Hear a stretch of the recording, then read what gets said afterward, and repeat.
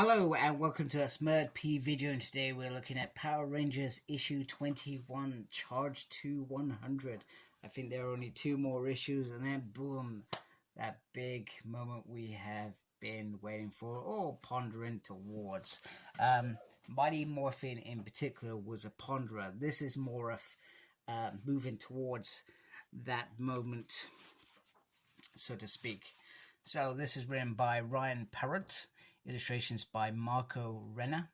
Colors by Walter Ballimont, with assistance by Sharon Marino and Sarah Antoniellini.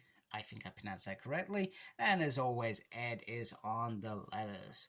So first of all, we get this moment with Journey and, well, he's sort of surrogate parents. And they're talking about food, etc. But she wants to go to Earth, and they try to explain to her that actually Earth doesn't have aliens on as such, and as such that you would be scary and therefore it would be dangerous. But she is a rebellious teenager now, so that's what it's all about. And she also then meets Calvern, who is currently being looked after by, I forgot his name, damn it. Bird Dude. That's what we're going to call him, Bird Dude, because I've forgotten him. Anyway, he talks about in their nature when a family member dies, they all have a bite. Nice and yeah, it is what it is. Anyway, they invite them to celebrate the living tonight. Trina says yes, whereas Zach was a bit more reserved and a bit more, This dude just says his family needs their own, etc. But meanwhile, Journey sort of is smiling and sort of gives a little shininess. I think that's what happens. That's how I read it. Meanwhile, we have the Uriks have infiltrated. They are watching and they are plotting. Their main goal is to find a leader who has already been killed, but they don't know that. Meanwhile, Andros and Jason discussing with 11 where the Astro Mega ship is, and sort of Andros sort of leads the lie of how 11 got that information. So it's within a planet, but they can't just teleport in there because of the way the shields, etc., and gravitations move around. It's artificial, so to speak. So you may end up dead. So Andrew says, I can go alone. Because that's what he used to do quite a bit. He used to do things alone. Before he met the Space Rangers. Always off that view. However, Jason isn't in agreement with that. He says, you're not going to be doing that. But he says, look, I know the Zuriks. I know they are brutes, they are dangerous, etc. But I know how to maneuver around their clumsiness. And you've already done enough, And considering the place you're in, I don't want you doing any more. So he says, you know what? I'm not going to leave the opportunity for the Zuriks to get a hand on you, access to the morphing grid via this ship and you. So meanwhile, next we get Journey arguing with Zach and Trini because she wants to go off helping them, but Zach's like, no, it's a war zone, you're not coming with us. And then he goes on to say, do you know what, I don't want you hanging around with Kelvar, he's a bad influence. And then they start debating, or arguing, as you do with a child, teenager, whatever you want to call it. I've had many of these with my daughter over the years, and you do disagree because they have opinions, you have opinions, and you're just trying to do your best by them, but sometimes they don't necessarily see that. So it ends up becoming, this isn't fair. And next time you see me, I will be older than the pair of you. You know what? It is what it is. Now, the next bit I'm going to talk about is not to offend anybody. That is not my intention here, but I thought I'd bring it up because I thought it was interesting. So the way Zach refers to Journey, he refers to them as a them and a they and a who, and that suggests to me that they are either not a boy or a girl as such as in the real world. If you're non-binary, the way that I understand it, you are neither female or male, but you may make a decision to be one or the other at some point. Now, the thing that I wanted to say about this was, this is clearly a female alien, but it's an alien. So bringing in these terms, in my mind, was not necessarily. But what Ryan could have also done, he could have actually expressed that from Journey's point at some point, or from them, and I don't remember this happened, that this alien race doesn't identify through these things. One has hair, the other one has hair, sort of thing, but the way that they've dressed her and put her in, with the hair and stuff, they've clearly made it to be a female alien. So I thought it was interesting.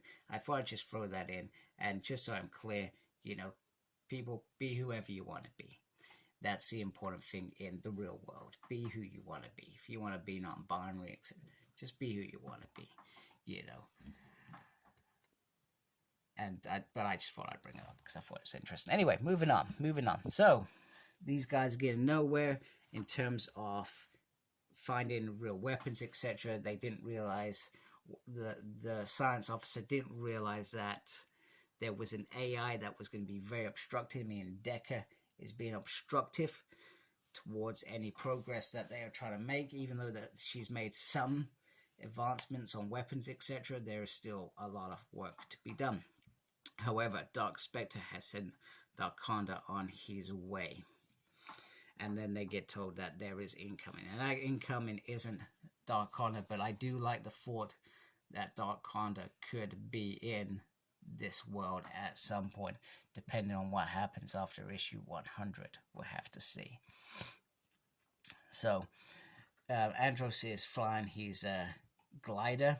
The other Rangers are interested in a glider, but he says, I don't have one at present because they're on the Astro Mega ship, obviously.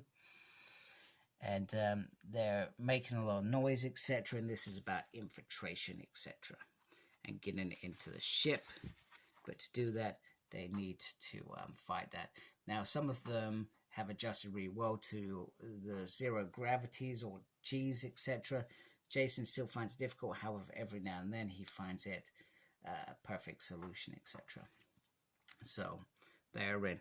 Meanwhile, you get Journey and Kelvor catching up, and they are talking about how they don't like being babied, etc., which is all the things teenagers does. I'm sure my daughter complained about me to her mates, etc., which is quite all right by me and quite cool. Just the fact she's talking about me. Anyway, moving on. However, Kelvor says, actually, I may have been a bad influence, but I was here by myself for a long time. I got to do whatever I wanted. However, I do like being looked after by a grown-up, And then they talk about food, and Kelvor says, well, if you're starving, you're not going to be in for much because, well, it's just birdseed. However, 11 is cooking, and 11 is making some nice food. And then they talk about what 11 consumes, which is really interesting because nobody's ever asked 11, do you like different energies, etc., which is actually interesting. The AI should be treated like a normal. That's how we end up liking these characters, right? That's why we like Data and, all those other Spark, for example, emotionless at the beginning, half human, half Vulcan, etc. Apologies, the Winkley took one of the front doors or the back door, one of the doors in the house. Anyway, the Zurichs make their move, and much to surprise, do you know what? It's going to bug me what his name is throughout this whole book. I'm really sorry that I've forgotten this dude's I feel like it's like Archon or something. Anyway, the Rangers are making their move, they're fighting, etc. And we talk about why Andros is wearing this black costume. He says, you know, when I was a Red Ranger, I felt invincible. However, I failed. And because of that, I swore that I wouldn't wear it until I got everything back, etc. And then he's a bit cryptic around... Jason says, but it sure could make things worse. In other words, if he doesn't morph, etc. And then he says, maybe, but it would also make it harder to do what I have to do next. So very cryptic, and then Jason realizes he's gone. And we see him with the death totem, etc. And he puts it on his friend. But what does this mean? That's the interesting part. Because remember, in space, Zane is back in there. So just to make it canon. Meanwhile, the Zurichs are contemplating having roast chicken for dinner. However, he says, do you know what? You're meant to be the smartest one on this planet. You disabled the one person that can make it into the vaults. You know, he does like him anyway. So meanwhile, Journey and Kelvor are gonna make a raid. They both never really fought, etc. But they're gonna make a go of it anyway. And it's a case of fight or stay, do whatever. Meanwhile, the forces of good are being overwhelmed. So we get Yale taken out, Zach and Trina are on the run, and Jason saying there's too many. Meanwhile, out of nowhere, boom, the Zurichs get taken out. What does this mean? You know what this means. You know what this has been leading to. Death has risen. Death Ranger in particular has risen. So, wow, what an ending. Andrew did say, I did want you to come along because he didn't want them to witness what he had to do next. Death Ranger says, hello, Jason. Meanwhile, Jason doesn't have a clue who this Omega Ranger is.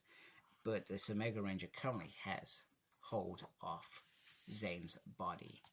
Now, what does that mean? I guess we will find out. Is there a case that he can get his old powers back, etc.? We don't know this. But I do know that Power Rangers Unlimited is due out very soon. And that is about the Death Ranger's journey, which will lead into continuing 22 of Power Rangers. And maybe Mighty Morphin, I'm not so sure. But it's going to climax in that issue 100. And it's going to be big. So I'm looking forward. Anyway, I do hope you liked my run through of this issue. I did like it all. I liked the story. The story was very well told. There was a lot of little character developments in there, little twists and turns, as well as some beautiful art. So Ron's still bringing his A game, etc., etc. So thank you for watching. If you do like my channel, please support me by subscribing. We appreciate that. Thank you to those that do subscribe to my channel. Make sure you look after yourself. Very important these days. And as always, embrace geekiness. Take care. Goodbye.